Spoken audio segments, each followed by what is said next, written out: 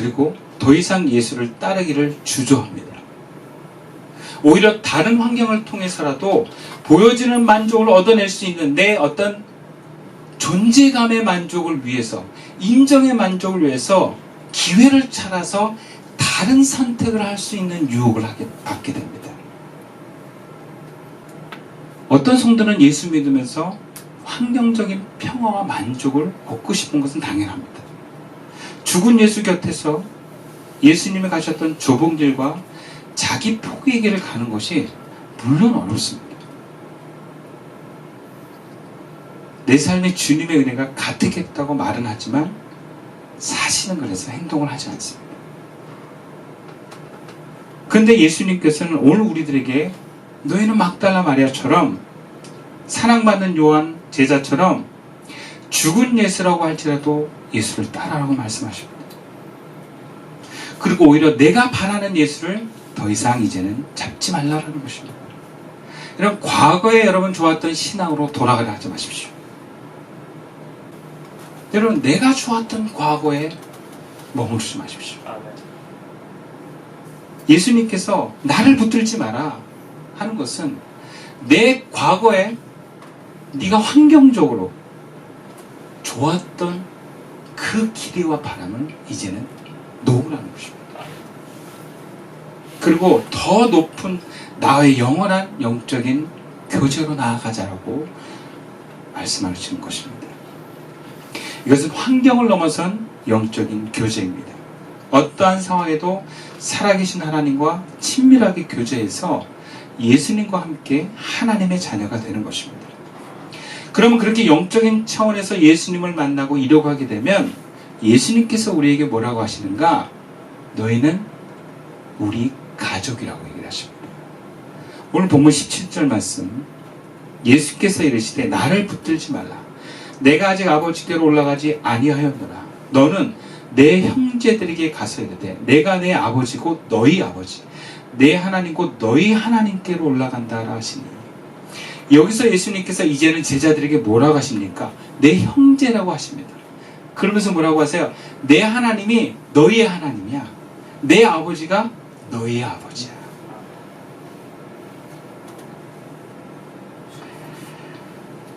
영적인 가족은 바로 그렇게 예수님처럼 하나님과 친밀하게 교제하는 사람을 말합니다.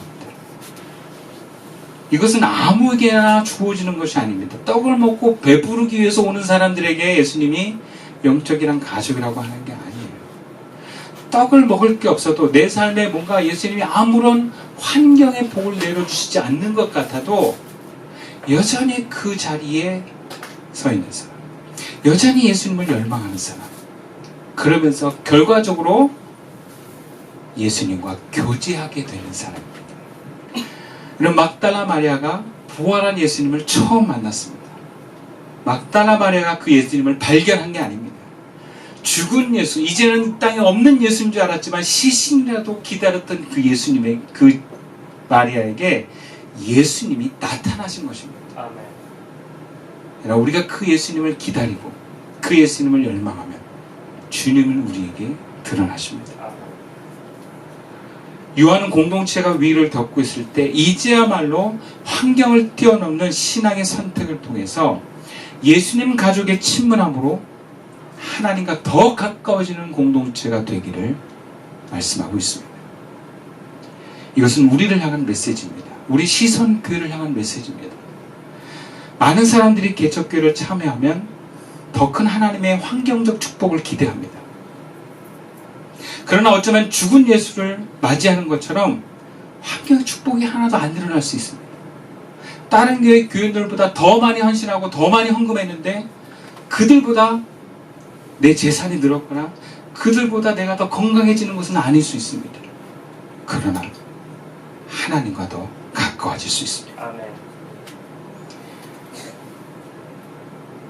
주님은 우리가 주님을 신뢰하고 어떤 환경에서 주님과 가까워지기를 열망할 때 우리를 그분의 친밀한 자리로 인도해 주십니다. 물론 이것은 쉽지 않은 이야기이기도 합니다. 왜냐하면 자기 포기를 전제로 하기 때문에 그렇습니다. 내가 원하는 삶과 내 에고가 바라는 삶은 그 길과는 다른 길이기 때문에 그렇습니다. 그래서 말로는 주님과 더 가까워지기를 원한다고 하지만 결국 다른 선택을 합니다. 에고를 뛰어넘을 수 없기 때문에 그렇습니다. 그럼에도 우리가 포기하지 않고 이 길을 가는 것은 우리 삶의 소망과 목적이 환경이 아니라 하나님께 있기 때문입니다. 그럼 하나님이 목적인 사람은 하나님과 가까워질 수 있습니다. 그렇다면 구체적으로 우리가 어떻게 해야 나를 포기하면서까지 하나님께 더 나아가는 선택을 할 수 있겠습니까? 오늘 보면 9절과 10절 말씀입니다. 함께 읽어보겠습니다. 시작. 그들은 성령에 그가 죽은 자 가운데서 다시 살아나야 하리라 하신 말씀을 아직 알지 못하고 이에 두 제자가 자기들의 집으로 돌아갑니다. 여러분, 우리가 끊임없이 포기하지 않고 하나님께 가까이 나아가려면 우리에게 주어진 사건을 통해서 주님의 뜻을 알아차리기를 기도해야 됩니다. 요한복음의 저자는 예수님의 시신이 안치된 무덤에 예수님의 시신을 감쌌던 수건과 세마포가 개어져 있는 광경을 보고 예수님의 부활을 알아차리지 못했습니다. 세번역에서는 그래서 이들이 알아차리지 못함을 깨닫지 못하였다라고 번역을 합니다. 깨닫지 못하는 사람은 예수님의 부활의 사건도 부활로 알아차리지 못합니다.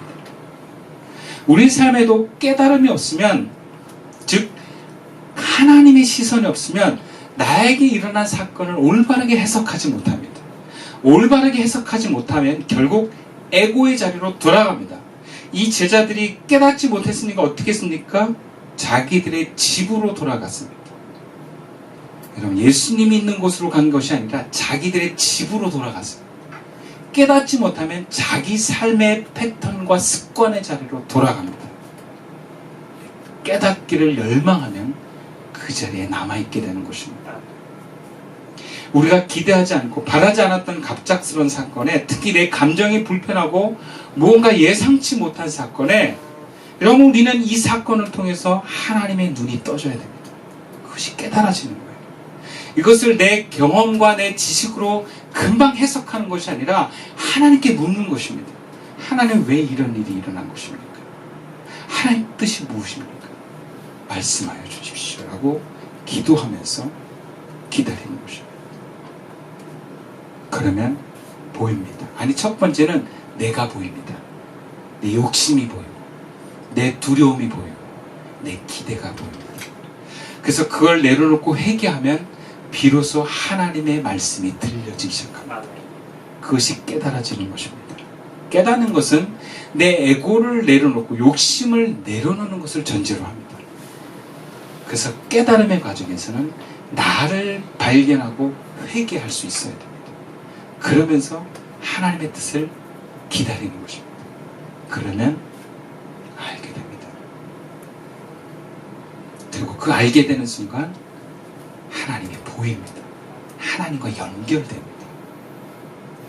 막달라 마리아는 기다리면서 궁극에는 예수님을 만났습니다.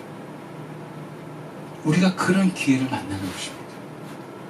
그것을 계속해서 우리가 하나하나 이뤄나가다 보면 보이기 시작합니다. 환경을 뛰어넘는 사람이 됩니다. 내 삶에 인정받고 싶고 뭔가 내가 존재감을 확인되고 싶은 그 에고를 내려놓을 수 있는 자리로 가게 됩니다. 그러면 예수님처럼 자유로운 자가 됩니다. 세상 부러울 것이 없는 사람이 됩니다. 그리고 하나님의 생명을 주변에 흘려보내는 사람이 되는 것입니다. 우리는 내가 손해보지 않고 고통당하지 않는 안전한 환경을 구합니다. 혹은 내 존재감이 확인되는 상황을 열망합니다. 그런데 하나님께서는 환경과 존재감과 상관없이 나와 친밀한 교제를 원하십니다. 우리는 예수님을 사랑한다고 말하지만 그 말을 모를 때가 많습니다. 아니, 어쩌면 우리는 사랑하지 않는 것일 수도 있습니다. 내 삶의 목적이 진심으로 하나님께 더 나아가려는 데 소망이 있다면 여러분, 내 삶의 어떤 상황이든지 하나님의 눈이 열리기를 소망합시다. 죽은 예수를 할지라도 그 곁에 있기를 선택합시다. 환경을 넘어선 하나님과의 영적인 교제를 주일만이 아니라 일상에서도 이루어가기를 소망합시다. 주님께서 도와주실 것입니다. 기도드리겠습니다.